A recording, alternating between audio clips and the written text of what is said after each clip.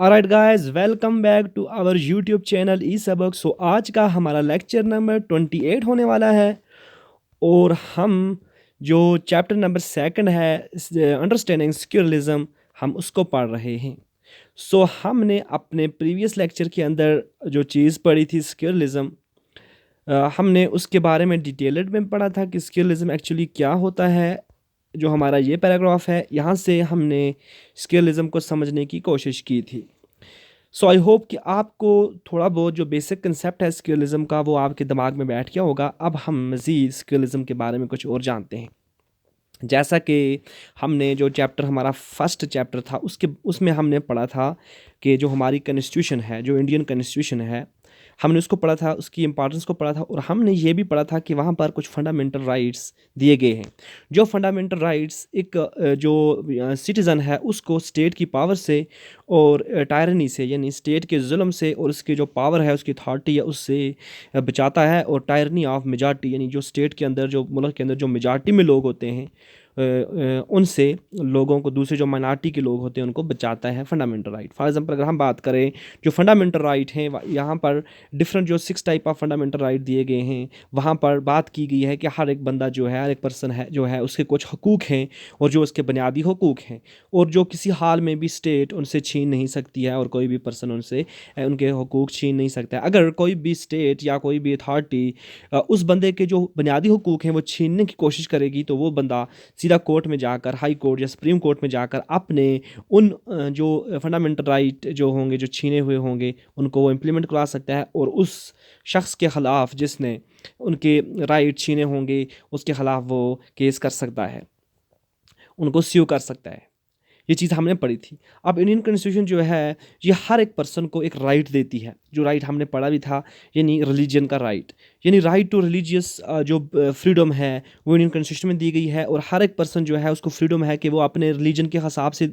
मुल्क के अंदर रहे और अपने बिलीफ के, अपने अकीदे के खिलाफ से मुल्क के अंदर रहे। यानी उस जो अकीदा है उसका, चाहे वो मुस्लिम है चाहे वो हिंदू है, उसका जो अकीदा है वो उसी हिसाब से, वो उसी को फॉलो करके मुल्क में रहेगा और उसको जिस तरह वो इंटरप्रेट करता है, जिस तरह वो अपने अकीदे को समझता है। फॉर एग्जांपल एक मुस्लिम है, उसने जिस तरह उस मुस्लिम ने इस्लाम को समझा है तो वो उसी हिसाब से अपनी ज़िंदगी जी सकता है। जिस तरह कोई मुस्लिम जो है वो इस्लाम को समझते हैं कि टोपी जो लगाना ज़रूरी है, नमाज पढ़ना ज़रूरी है, ठीक है ना, फ़र्ज़ है। तो इस तरह को हर एक पर्सन, जो भी सिटीज़न है, वो ये काम कर सकता है और इसको फ्रीडम है, यही आज़ादी है, यही फंडामेंटल राइट है कि वो रिलीजियस प्रैक्टिस कर सकता है, ये रिलीजियस बिलीफ जो है उसको फॉलो कर सकता है। और अब यहाँ पर ये बात होती है कि इंडिया जो है उसने एक स्ट्रेटजी फॉलो की है इसी आइडिया को अपने दिमाग में रखते हुए, कीपिंग विद दिस आइडिया, यानी रिलीजियस फ्रीडम के इस आइडिया को इंडिया ने अपने दिमाग में रखते हुए, यानी जो हमारे कॉन्स्टिट्यूशन मेकर हैं उन्होंने अपने दिमाग में रखते हुए इस आइडिया को, रिलीजियस फ्रीडम के आइडिया को यहाँ पर एक स्ट्रेटजी दी हुई है, एक स्ट्रेटजी अडॉप्ट किया है कि जो रिलीजन है, जो पावर ऑफ रिलीजन है, उसको पावर ऑफ स्टेट से सेपरेट किया। यानी पावर ऑफ स्टेट जो है, यानी अगर यहाँ पर ये लाइन हम खींचें, यहाँ पर एक लाइन खींचते हैं तो जो रिलीजन की जो पावर है ना, पावर ऑफ रिलीजन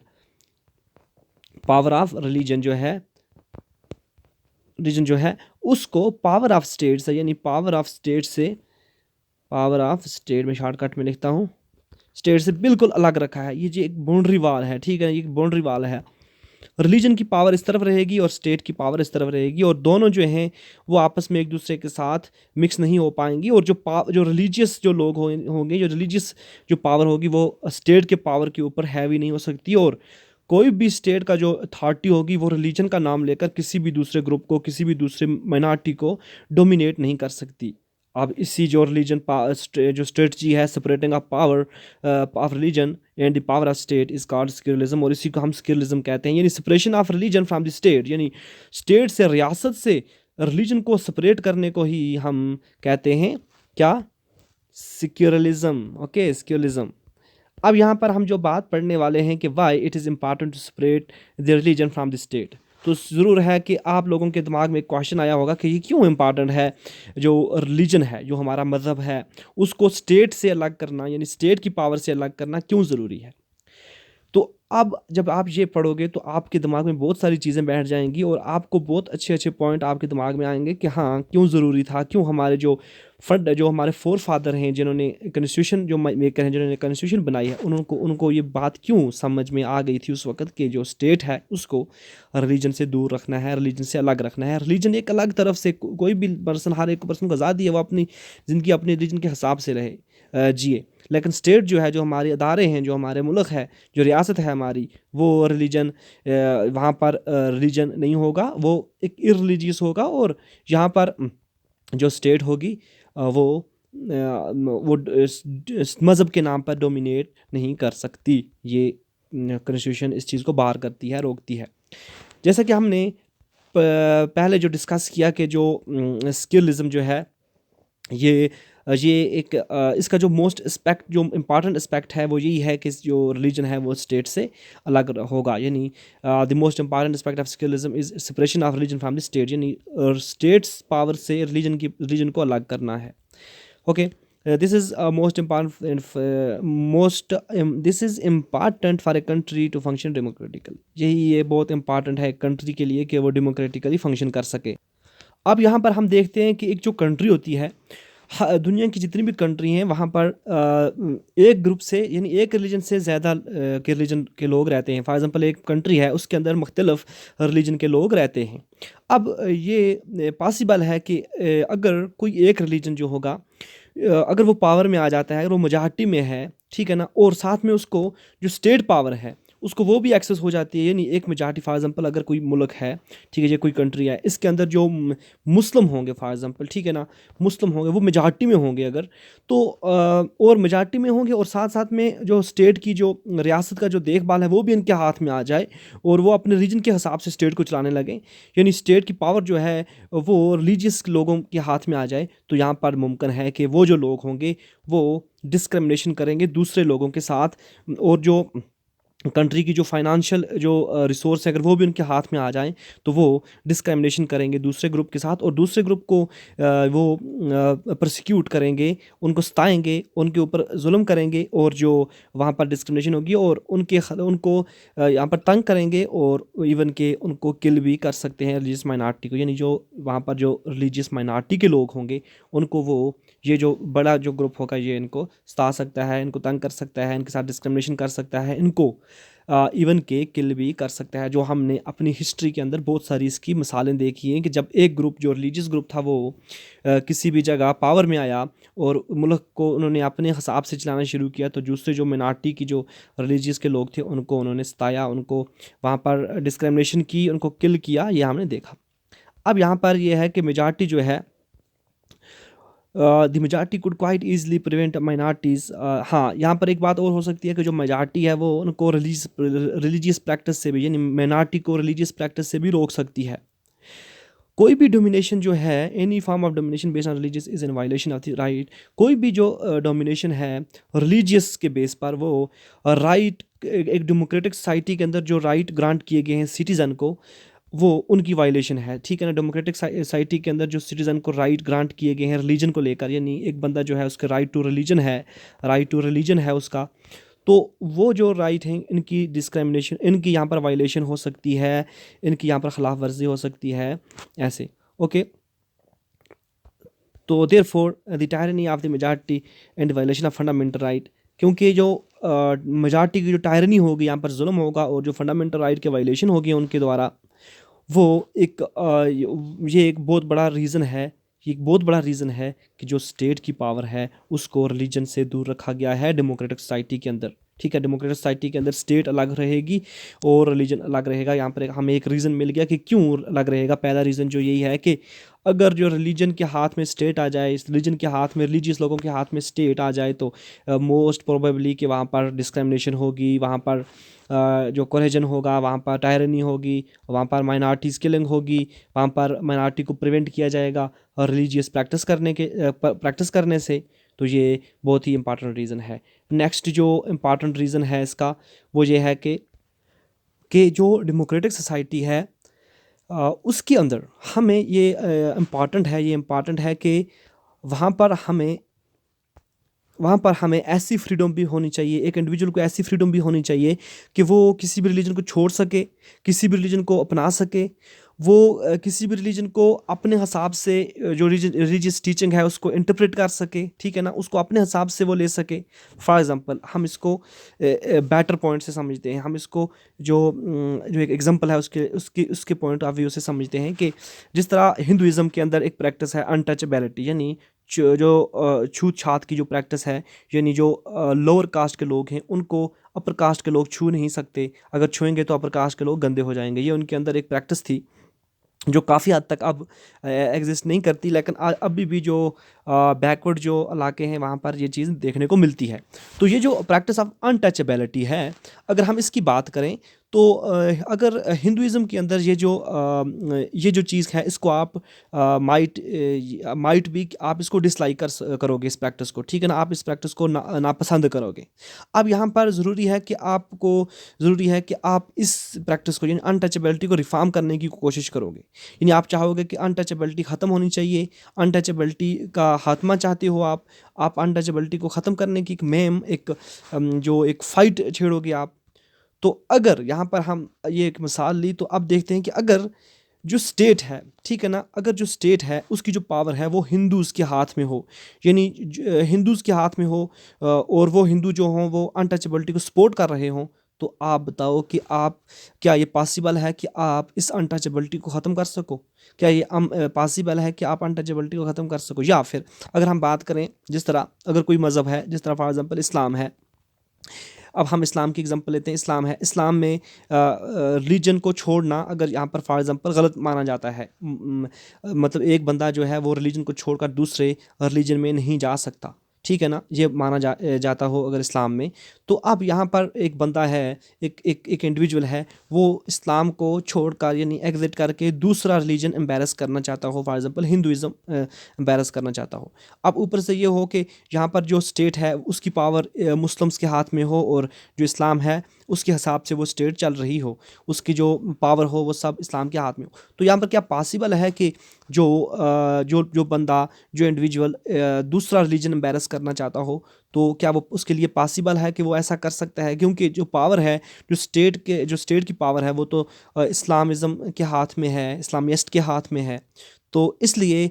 ये भी एक रीज़न बनता है कि स्टेट को क्यों जो मज़हब है उससे दूर रखा गया है, स्टेट का जो कंट्रोल है वो क्यों मज़हब से दूर रखा गया है, और क्यों यहाँ पर जो स्किलिज्म का कंसेप्ट यहाँ पर लाया गया है, ये भी इम्पॉर्टेंट है। क्योंकि जो फ्रीडम जो है एक आज़ादी जो है डेमोक्रेटिक सोसाइटी में किसी भी रिलीजन को अपनाने की, किसी भी रिलीजन को छोड़ने की, इंटरप्रेट करने की, वो भी रह सके, क्योंकि अगर स्किलिज्म ना होगा तो ये सब चीज़ें मुमकिन नहीं होंगी। ये जो दो रीज़न हमने पढ़े तो ये बहुत ही इम्पॉर्टेंट ये रीज़न थे। यहाँ पर एक छोटी सी डायग्राम थी,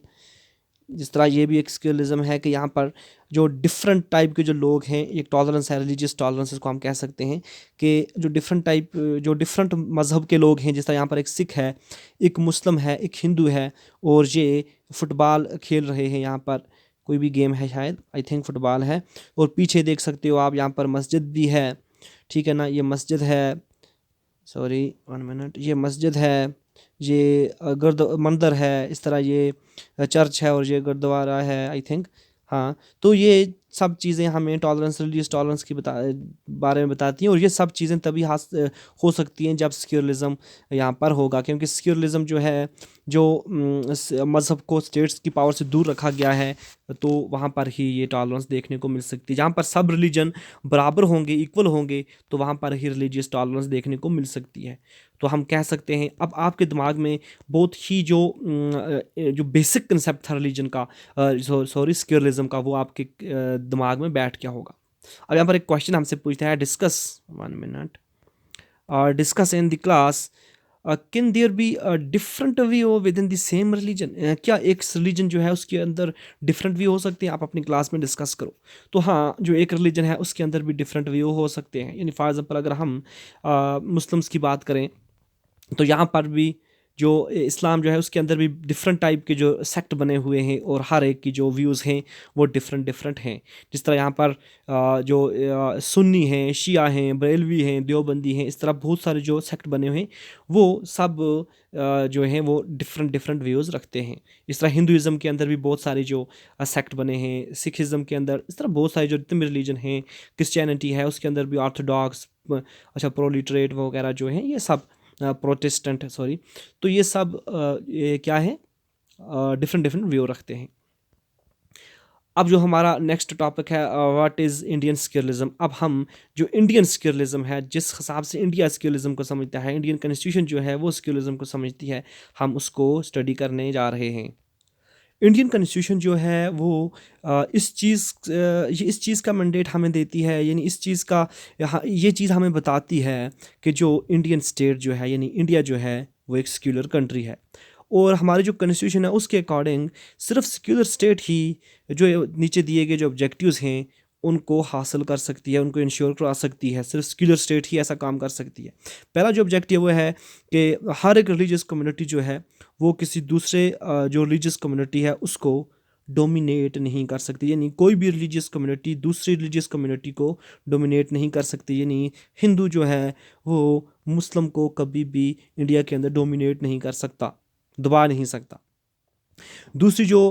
ऑब्जेक्टिव ये है कि that some member do not, यानी एक जो कुछ कुछ मेंबर एक कम्युनिटी के उसी सेम कम्युनिटी की दूसरे मेंबर को दबा नहीं सकते, डोमिनेट नहीं कर सकते। फॉर एग्जांपल अगर हम बात करें मुस्लिम्स के अंदर जो शिया हैं, ठीक है ना, शिया हैं वो जो सुन्नी हैं उनको डोमिनेट नहीं कर सकते। ये भी एक ऑब्जेक्टिव है स्क्यूलिज्म का। तीसरा जो ऑब्जेक्टिव है वो है that the state does not enforce any particular religion not take away the religious freedom of individual, यानी स्टेट जो है वो किसी एक पर्टिकुलर रिलीजन को इन्फोर्स नहीं कर सकती। इस मतलब स्टेट जो है वो ना ही इस्लाम को जो इस्लाम जो है उसको इन्फोर्स नहीं कर सकती, ना ही हिंदुज़म को इन्फोर्स कर सकती है, ना ही सिखिज़म को। स्टेट किसी भी रिलीजन को पर्टिकुलरली किसी रिलीजन को इन्फोर्स नहीं कर सकती, और ना ही स्टेट जो है वो किसी भी इंडिविजुअल की जो फ्रीडम ऑफ रिलीजन है यानी रिलीजियस फ्रीडम है वो भी टेक अवे नहीं कर सकती, यानी उनसे ले नहीं सकती। यानी हर एक बंदा जो है वो इंडिविजुअली अपना मज़हब के हिसाब से वो चल सकता है, अपने मज़हब को अपना सकता है, और स्टेट जो है वो किसी भी मज़हब को नहीं अपना सकती। ठीक है ना, यही बात है। अब जो अगर हम बात करें जो इंडिया जो है इंडियन स्टेट जो है उसने डिफरेंट व्यूज़ जो लिए हैं जो ऊपर दी गई जो डोमिनेशन है इनको प्रिवेंट करने के लिए, यानी ऐसे कामों को रोकने के लिए डिफरेंट डिफरेंट जो वेज़ हैं वो इंडियन स्टेट ने लिए हैं। पहली जो स्ट्रेटजी है वो ये है कि इंडिया ने अपने आप को रिलीजन से दूर रखा है, यानी अपने आप को रिलीजन से दूर रखा है। दूसरा, उसके बाद जो इंडियन स्टेट है वो किसी भी रिलीजियस ग्रुप के हिसाब से अपने आप को रूल नहीं कर रही है, यानी अपने आप को किसी भी रिलीजियस ग्रुप के हिसाब से रूल नहीं कर रही, और ना ही किसी भी रिलीजन को किसी एक रिलीजन को वो सपोर्ट नहीं कर रही। अगर वो सपोर्ट करेगी, फॉर एग्जांपल अगर हम देखते हैं कि इंडिया जो है अगर वो गवर्नमेंट जो है वो कहीं मंदिर बनवाती है, ठीक है ना, कहीं मंदिर बनवाती है, तो सेम जो गवर्नमेंट है वो कहीं मस्जिद भी बना देती है, कहीं गुरुद्वारा भी बना देती है। यानी ये बात हो गई कि जो अगर एक रिलीजन का कोई काम करेगा, अगर स्टेट किसी एक रिलीजन का काम करती है तो दूसरे रिलीजन का काम भी करना है, ठीक है ना, किसी एक पर्टिकुलर रिलीजन को यहाँ पर सपोर्ट नहीं करना है।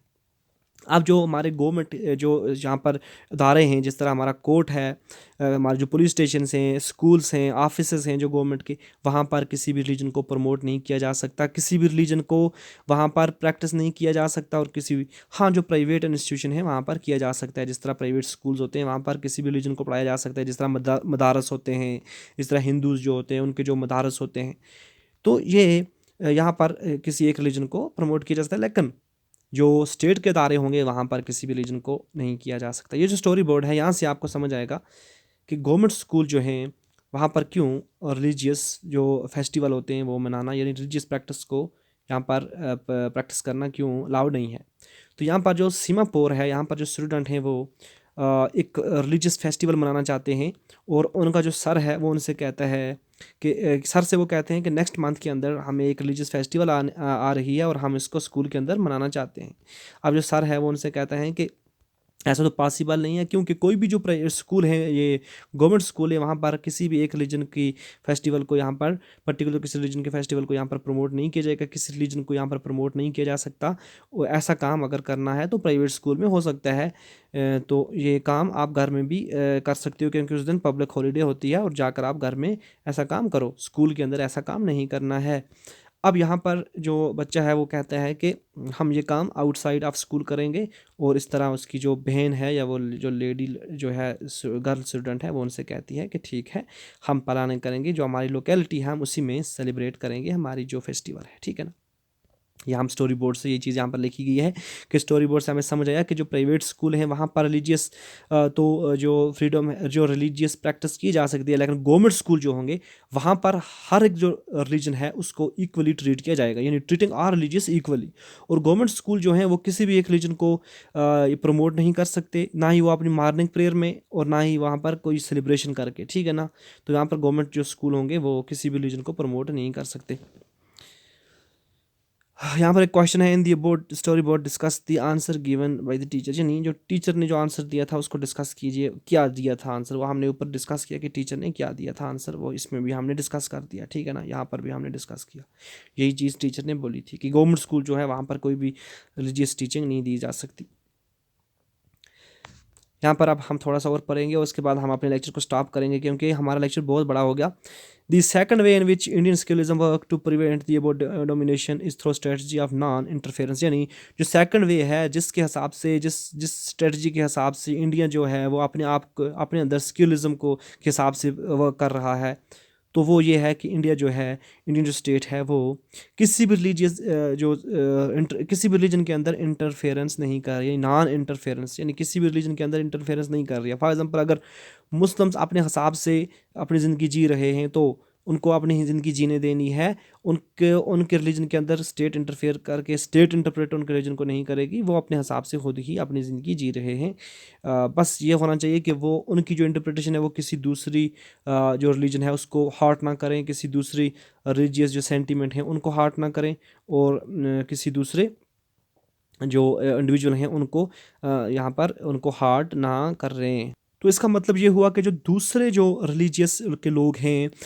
उनकी सेंटिमेंट्स को प्रोटेक्ट करने के लिए, उनकी सेंटिमेंट्स को रिस्पेक्ट करने के लिए, प्रोटेक्ट करने के लिए, और उनमें इंटरफेयर ना करने के लिए स्टेट जो है वो एक्सेप्शंस बना सकती है, यानी जो स्टेट जो लॉज बनाती है उसमें वो एक्सेप्शंस दे सकती है। हम इसको एक एग्जांपल से समझेंगे और आपको ये बहुत अच्छी तरह समझ आएगा। यहाँ पर एक जो स्टोरी बोर्ड है वहाँ पर हमें बताया गया है कि a group of friends who have recently brought scooters to meet to go for a ride together, यानी दो जो फ्रेंड हैं उन्होंने एक स्कूटी लाई है रिसेंटली और वो राइड पर जाना चाहते हैं। अब यहाँ पर एक फ्रेंड दूसरे फ्रेंड से कहता है, यानी ये वाला फ्रेंड इस फ्रेंड से कहता है कि आपने हेलमेट नहीं पहना है और आपको फ़ाइन हो सकता है। दूसरा फ्रेंड से कहता है कि आपको टेंशन नहीं लेनी चाहिए, मुझे फ़ाइन नहीं होगा। उससे कहता है कि परमजीत, यानी ये जो बंदा है इससे फिर कहता है कि परमजीत, इसका नाम परमजीत होता है, ठीक है, इसका नाम परमजीत है। उससे कहता है कि परमजीत आपको फ़ाइन क्यों नहीं होगा। उसको कहता है कि जो सिख हैं, यानी जो सिख कम्युनिटी है, सॉरी 1 मिनट प्लीज़, यस, जो सिख जो कम्युनिटी है उसके जो लोग हैं उनको पगड़ी जो बांधना इम्पॉर्टेंट है और ये उनके रिलीजन का पार्ट है, इसलिए गवर्नमेंट जो है वो उनको फोर्स नहीं कर सकती कि वो हेलमेट पहने। ये नहीं, पगड़ी के ऊपर कैसे हेलमेट आएगा, ठीक है, हेलमेट तो छोटा होता है, पगड़ी जो बहुत बड़ी होती है, इसलिए पगड़ी के ऊपर हेलमेट नहीं पहन सकते। तो इसलिए जो और सिख जो हैं उनको पगड़ी पहनना ज़रूरी है, इसलिए गवर्नमेंट ने एक रूल बनाया है कि जो सिख भाई हैं वो पगड़ी के ऊपर हेलमेट नहीं पहनेंगे। और पगड़ी जो है यहाँ पर गवर्नमेंट जो है उन्होंने कहा कि जो सिख है उसका जो टर्बाइन है, यानी पगड़ी पहनना जो है ये उनका एक रिलीजियस प्रैक्टिस है और ये इंपॉर्टेंट रिलीजियस प्रैक्टिस है। और ये इनको एक्सेप्शन लॉ के अंदर, यानी एक लॉ बना हुआ है कि हर एक बंदा जो है वो अगर रोड पे निकलेगा, अगर वो 2 व्हीलर चलाएगा तो उसको हेलमेट पहनना ज़रूरी है। लेकिन सिख जो हैं वो इस लॉ के अंदर नहीं आते हैं, वो एक एक्सेप्शन है इनके लिए, क्योंकि सिख जो हैं उनके सर के ऊपर पगड़ी होती है, टर्बाइन होती है, तो वो टर्बन के ऊपर हेलमेट नहीं पहनेंगे। टर्बन जो है वो उनका रिलीजियस प्रैक्टिस है और ये इंपॉर्टेंट रिलीजियस प्रैक्टिस है। ये हमने दो रीज़न पढ़े, दो स्ट्रेटजी पढ़ी, दो वेज पढ़े कि गवर्नमेंट किस तरह